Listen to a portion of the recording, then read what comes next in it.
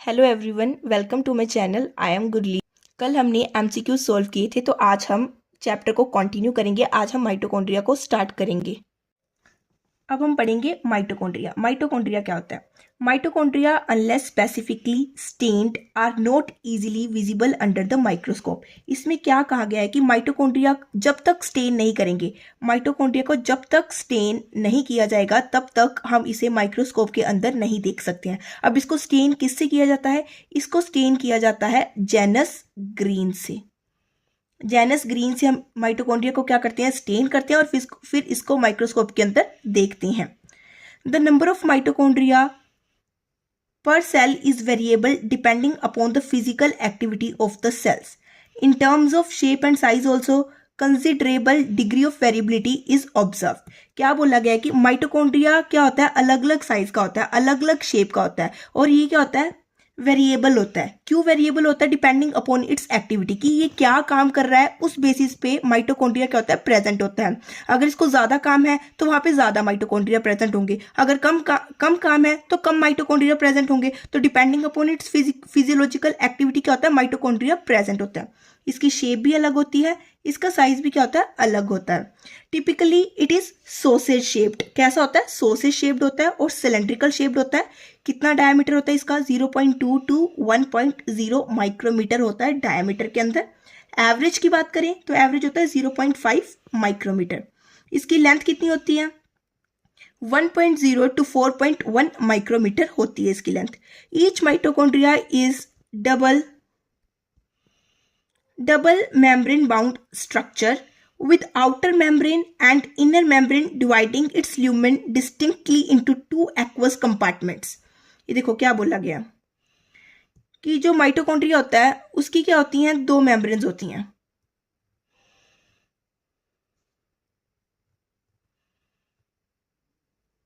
ठीक है, उसकी क्या होती है? माइटोकॉन्ड्रिया की दो मेम्ब्रेन होती है। ये तो क्या है? बाहर वाली क्या होती है? Outer membrane. अंदर वाली क्या होती है? Inner membrane. Due to this, इसकी वजह से क्या होता है? इसके अंदर क्या बनता है? दो कंपार्टमेंट्स बनते हैं। जो ये अंदर वाला कंपार्टमेंट होता है ये तो होता है बाहर वाला कंपार्टमेंट, ये होता है अंदर वाला कंपार्टमेंट, ये होता है इनर कंपार्टमेंट, ये होता है आउटर कंपार्टमेंट। ये देखो, the outer compartment and the inner compartment. The inner compartment is filled with the dense homogeneous substance called the matrix. The outer membrane forms the continuous limiting boundary of the organelle. जो हमारा inner होता है, inner compartment होता है, inner compartment किससे field होता है? Matrix से फिल्ड होता है। अब ये मैट्रिक्स कैसा होता है? होमोजीनस होता है। कैसा मैट्रिक्स होता है? होमोजीनस मैट्रिक्स से क्या होता है? जो हमारा इनर वाला कंपार्टमेंट होता है वो फिल्ड होता है, और जो मेरी आउटर मेम्ब्रेन होती है वो कैसी होती है? कॉन्टिन्यूअस होती है। ऐसा नहीं होता कि उसमें कोई गैप है, नहीं, ये क्या होती है? कॉन्टिन्यूअस मेम्ब्रेन होती है। The inner membrane forms the number of infoldings called the cristae towards the matrix. The cristae increase the surface area. अब जो ये मेरी इनर मेम्ब्रेन होती है, इनर मेम्ब्रेन क्या करती है? इनर मेम्ब्रेन क्या करती है? फोल्डिंग्स बनाती है। अब ये फोल्डिंग्स कहाँ होती है? Towards the matrix. ये क्या है? मेरा मैट्रिक्स है, ये सारा मैट्रिक्स होता है इसके अंदर फिल्ड। अब ये जो मेरी फोल्डिंग हो रही है टुवार्ड्स द मैट्रिक्स हो रही है, मैट्रिक्स की तरफ हो रही है। इन फोल्डिंग्स को क्या बोला जाता है? क्रिस्टे बोला जाता है। इन फोल्डिंग्स को क्रिस्टे बोला जाता है। अभी क्रिस्टे क्या करते हैं? That cristae increase the surface area. ये सरफेस एरिया को क्या कर देते हैं? इंक्रीज कर देते हैं। The two membranes have their own specific enzymes associated with the mitochondrial function. इन दोनों मेम्ब्रेन्स के पास क्या होते हैं? इनके खुद के स्पेसिफिक एंजाइम्स प्रेजेंट होते हैं। Mitochondria are the sites of aerobic respiration. इसके अंदर क्या पाई जाती है? एरोबिक रेस्पिरेशन पाई जाती है। एरोबिक रेस्पिरेशन मतलब वो रेस्पिरेशन जो किसकी प्रेजेंस के अंदर होती है? ऑक्सीजन की प्रेजेंस के अंदर होती है। They produce cellular energy in the form of ATP. Hence they are called the powerhouse of the cell. मेन इसको क्या बोला जाता है? Power house of the cell बोला जाता है। मान लो जो इसकी क्या होती है? अंदर वाली मेम्ब्रेन होती है ना, यहाँ पे क्या पाए जाते हैं? इसके अंदर F0 और F1 पार्टिकल्स पाए जाते हैं। F0 पार्टिकल्स पाए जाते हैं। ये पार्टिकल्स क्या करते हैं? ATP की जनरेशन में मदद करते हैं। F0 F1 पार्टिकल्स क्या करते हैं? ATP की जनरेशन में मदद करते हैं। इनको बोलते क्या है दोनों को इकट्ठा? इन दोनों को इकट्ठा ऑक्सीसोम बोला जाता है। The matrix also possess single circular DNA molecule. Matrix के अंदर क्या होता है? ये क्या है मेरा मैट्रिक्स है ना, इस मैट्रिक्स के अंदर क्या पाया जाता है? एक सर्कुलर डीएनए भी पाया जाता है। फ्यू आरएनए मॉलिक्यूल्स, कुछ आरएनए के मॉलिक्यूल्स भी पाए जाते हैं। राइबोसोम भी पाया जाता है, 70S टाइप का राइबोसोम पाया जाता है। The components required for the synthesis of the proteins. The mitochondria divide by the fission. सबसे इंपॉर्टेंट लाइन है कि जो माइटोकॉन्ड्रिया होता है वो कैसे डिवाइड करता है? It divides by the fission. अब हम नेक्स्ट पढ़ेंगे प्लास्टिड। प्लास्टिड क्या होता है? Plastids are found in all the plant cells and euglenoid. सबसे इंपॉर्टेंट क्वेश्चन बनता है प्लास्टिड का, कहाँ पे पाया जाता है? ये हर एक तरह के प्लांट सेल के अंदर पाया जाता है और यूग्लिनोइड्स में भी पाया जाता है। यूग्लिनोइड्स क्या होते हैं? जो plant as well as animal दोनों की तरह काम करते हैं, वो होते हैं euglenoids. These are easily observed under the microscope as they are large। अब इनको क्या कर सकते हैं अपन? इजीली ऑब्जर्व कर सकते हैं माइक्रोस्कोप के अंदर। अपन ने देखा था कि जो माइटोकॉन्ड्रिया था, माइटोकॉन्ड्रिया को आप इजीली ऑब्जर्व नहीं कर सकते थे माइक्रोस्कोप के अंदर जब तक उसे स्टेन ना करें, लेकिन इसको क्या कर सकते हैं अपन? इजीली ऑब्जर्व कर सकते हैं माइक्रोस्कोप के अंदर। क्यों कर सकते हैं? बिकॉज इट इज लार्ज, ये बड़े बड़े होते हैं। They bear some specific pigments, thus imparting specific colors to the plants। इनके अंदर क्या होते हैं? कुछ ऐसे पिगमेंट्स प्रेजेंट होते हैं। प्लास्टिड के अंदर क्या होते हैं? पिगमेंट्स प्रेजेंट होते हैं जो इसको क्या करते हैं? कलर प्रोवाइड करते हैं। Based on the type of pigment, plastids can be classified into, अब 3 तरह के होते हैं, क्लोरोप्लास्ट, क्रोमोप्लास्ट एंड ल्यूकोप्लास्ट। ये क्या होता है? सबसे पहले ल्यूकोप्लास्ट की बात करते हैं। ल्यूकोप्लास्ट क्या होता है? ल्यूकोप्लास्ट क्या होता है? कलरलेस पिगमेंट होता है, कलरलेस होता है, इसके ऊपर कोई कलर नहीं होता। अब अगर कलर ही नहीं है, पता है हमें कलर कौन प्रोवाइड करता है? कोई भी पिगमेंट होगा इसके अंदर, वो पिगमेंट ही क्या करता है? कलर को प्रोवाइड करता है। अब ये कलरलेस है, मतलब इसके अंदर कोई पिगमेंट प्रेजेंट नहीं है। और ये किस में काम करता है? स्टोरेज में मदद करता है। ल्यूकोप्लास्ट क्या करता है? ये कलरलेस होता है, इसके अंदर कोई पिगमेंट प्रेजेंट नहीं होता, तो ये किस में मदद करता है? स्टोरेज में मदद करता है। क्लोरोप्लास्ट क्या होता है? आपको पता है, ये पढ़ते आ रहे हैं। क्लोरोप्लास्ट क्या होता है? कलरफुल होता है पिगमेंट, क्या कलर इंपार्ट करता है? ग्रीन कलर देता है। क्रोमोप्लास्ट भी क्या होता है? कलरफुल होता है। अब बात करते हैं, the chloroplast contain chlorophyll, chlorophyll होता है इसके अंदर, या फिर क्या प्रेजेंट होता है इसके अंदर? कार्टिनॉइड पिगमेंट्स प्रेजेंट होते हैं, which are responsible for trapping the light energy, जो लाइट एनर्जी को ट्रैप करते हैं, और इसेंशियल फॉर फोटोसिंथेसिस। फोटोसिंथेसिस तो आपको पता ही है कि लाइट लेंगे और क्या करेंगे? खाना बनाने में मदद करेंगे। इन द क्रोमोप्लास्ट, अब क्रोमोप्लास्ट के अंदर क्या होता है? क्रोमोप्लास्ट के अंदर क्या होता है? फैट सोल्यूबल कार्टिनॉइड पिगमेंट्स पाए जाते हैं। कौन कौन से? कैरोटीन और ज़ैंथोफिल्स। अब क्या बोला है कि देखो क्लोरोप्लास्ट है, क्लोरोप्लास्ट क्या कौन सा पिगमेंट कंटेन करता है? क्लोरोफिल, और क्लोरोफिल या फिर कार्टिनॉइड पिगमेंट होता है इसके अंदर, ठीक है। और ये किस में मदद करता है? फोटोसिंथेसिस में मदद करता है। ये किस में काम करता है? अपनी मदद करता है फोटोसिंथेसिस में मदद करता है। याद रखना, क्लोरोप्लास्ट के अंदर कौन कौन से पिगमेंट प्रेजेंट होते हैं? क्लोरोफिल होता है, कार्टिनॉइड होता है जो सनलाइट को ट्रैप करता है और फोटोसिंथेसिस में मदद करता है। अगर आप बात करें क्रोमोप्लास्ट की, तो क्रोमोप्लास्ट के अंदर क्या होता है? क्रोमोप्लास्ट के अंदर कौन कौन से पिगमेंट प्रेजेंट होते हैं? सबसे पहले कौन सा होता है? कार्टिनॉइड पिगमेंट होता है। कार्टिनॉइड पिगमेंट क्या होता है? ये क्या होता है? फैट सोल्यूबल होता है। It is a fat soluble pigment होता है। ये क्या होता है? एक फैट सोल्यूबल पिगमेंट होता है। और कौन कौन से आते हैं कार्टिनॉइड पिगमेंट्स के अंदर? इसके अंदर आता है कैरोटीन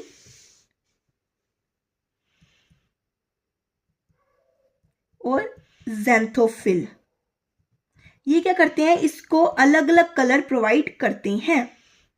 देखो, they gives the part of the plant a yellow colour देते हैं, ऑरेंज कलर देते हैं और रेड कलर देते हैं। द ल्यूकोप्लास्ट क्या होते हैं? अपन देखा था कलरलेस होते हैं, कलरलेस प्लास्टिड्स होते हैं, अलग अलग शेप के होते हैं, अलग अलग साइज के होते हैं। क्या काम करते हैं? स्टोरेज में मदद करते हैं। किसको स्टोर करते हैं? न्यूट्रिएंट्स को स्टोर करते हैं। अब अपन नेक्स्ट देखते हैं कि अमाइलोप्लास्ट क्या होता है। अमाइलोप्लास्ट का क्या काम होता है? किसको स्टोर करना? कार्बोहाइड्रेट को। Starch is a carbohydrate. Starch क्या होता है? कार्बोहाइड्रेट होता है ना। अमाइलोप्लास्ट का क्या काम होता है? कार्बोहाइड्रेट को स्टोर करना। Example potato. इलायोप्लास्ट का काम क्या होता है? ऑयल या फिर फैट्स को स्टोर करना। वेयर एज एल्यूरोप्लास्ट क्या करते हैं, प्रोटीन को स्टोर करते हैं। Majority of chloroplast are green. अगर आप ज्यादातर देखें जितने भी क्लोरोप्लास्ट होते हैं ना, वो क्या होते हैं, ग्रीन कलर के ही होते हैं। And they are found in the mesophyll cells of the leaves. आपको पता है लीव्स होते हैं, लीव्स के अंदर क्या होते हैं, मीजोफिल सेल्स प्रेजेंट होते हैं, और मीजोफिल सेल्स प्रेजेंट होते हैं, और इन्हीं मीजोफिल सेल्स के अंदर क्या होता है, हमारा क्लोरोप्लास्ट। क्लोरोप्लास्ट क्या होता है, प्रेजेंट होता है। These are lens shaped. अभी कैसे होते हैं, लेंस शेप्ड हो सकते हैं, ओवल हो सकते हैं, स्फेरिकल हो सकते हैं, डिस्कॉइड हो सकते हैं, और इवन रिबन लाइक ऑर्गेनलीज होती हैं, जिनकी लेंथ कितनी होती है, 5 to 10 माइक्रोमीटर लेंथ के होते हैं, और विड्थ कितनी होती है, 2 to 4 माइक्रोमीटर विड्थ के होते हैं। Their number varies. इनके नंबर अलग अलग होते हैं, मतलब अलग अलग ऑर्गेनिज्म के अंदर, अलग अलग चीजों के अंदर इसके नंबर क्या पाए जाते हैं, अलग अलग पाए जाते हैं। देखो, their number varies from 1 per cell of the chlamydomonas. Chlamydomonas के अंदर कितना पाया जाता है, 1 पाया जाता है। अ ग्रीन एल्गा के अंदर कितना पाया जाता है, 20 to 40 per cell of mesophyll के पाए जाते हैं। Like mitochondria, the chloroplast are also double membrane. माइटोकॉन्ड्रिया की तरह क्लोरोप्लास्ट की भी क्या होती है, double membrane, double membrane bound structure होता है। Of the two, inner chloroplast membrane is relatively less permeable होती है। ये देखो, इसके अंदर भी क्या होती है, 2 मेम्ब्रेन्स होती हैं, outer membrane and the inner membrane. लेकिन इसमें क्या बोला गया कि जो मेरी इनर मेम्ब्रेन होती है ना, inner membrane is less permeable होती है। ये क्या होती है, लेस परमिएबल होती है। इसका मतलब जो मेरी बाहर वाली मेम्ब्रेन होगी वो क्या होगी, मोर परमिएबल होगी। The space limited by the inner membrane of the chloroplast is called the stroma. ये जो अंदर वाला स्पेस कहा जाता है, ये वाला जो स्पेस होता है, दिस इज स्ट्रोमा। ये क्या होता है, स्ट्रोमा होता है। A number of organized flattened membranous sacs called thylakoids are present in the stroma. Thylakoids are arranged in a stack like piles of coins called the grana or the intergranal thylakoids. इस stroma के अंदर क्या होता है, थाइलाकोइड्स पाए जाते हैं। Thylakoid एक को बोला जाता है थाइलाकोइड। जब ये इसका ग्रुप होता है, पूरा सैक होता है, तो इसको क्या बोला जाता है, ग्रेना बोला जाता है। मान लो ये मेरा एक है, एक को मैं क्या बोलूंगी, दैट इट इज थाइलाकोइड। लेकिन इस पूरे सैक को मैं क्या बोलूंगी, इस पूरे सैक को बोला जाता है ग्रेना। और ये आपस में किससे जुड़े हुए होते हैं, आपस में ये जुड़े हुए होते हैं स्ट्रोमा लैमिली से। ऐसे ये क्या होती है, stroma lamellae. In addition there are flat membranous tubules called stroma lamellae, जिससे वो आपस में connected the thylakoids of different grana. वही बात होगी कि 2 ग्रेना, डिफरेंट ग्रेना किससे जुड़े होते हैं आपस में, स्ट्रोमा लैमिली से। The membrane of thylakoids enclose a space called the lumen. इसके अंदर का जो स्पेस होता है उसे क्या कहते हैं, ल्यूमेन। थाइलाकोइड के अंदर का जो स्पेस होगा, ये स्पेस क्या होगा, ल्यूमेन, जो थाइलाकोइड के अंदर का स्पेस होता है। The stroma of the chloroplast contain enzymes required for the synthesis of carbohydrates and the proteins. जो स्ट्रोमा होता है, क्लोरोप्लास्ट का जो स्ट्रोमा होता है, वो क्या करता है, एंजाइम्स, उसके अंदर क्या होते हैं, एंजाइम्स प्रेजेंट होते हैं। ये एंजाइम्स किस में मदद करते हैं, कार्बोहाइड्रेट्स और प्रोटीन की सिंथेसिस में मदद करते हैं। It also contains small double stranded circular DNA molecule. इसके अंदर small double stranded circular DNA भी प्रेजेंट होता है, राइबोसोम भी प्रेजेंट होता है। Chlorophyll pigments are present in the thylakoid. आपको पता है कि क्लोरोफिल पिगमेंट किसके अंदर प्रेजेंट होते हैं, जितने भी मेरे थाइलाकोइड्स होते हैं ना, इस थाइलाकोइड के अंदर ही क्या होते हैं, मेरे फोटोसिंथेटिक पिगमेंट्स क्या होते हैं, प्रेजेंट होते हैं। इसमें प्रेजेंट होते हैं फोटोसिंथेटिक पिगमेंट्स इस थाइलाकोइड के अंदर।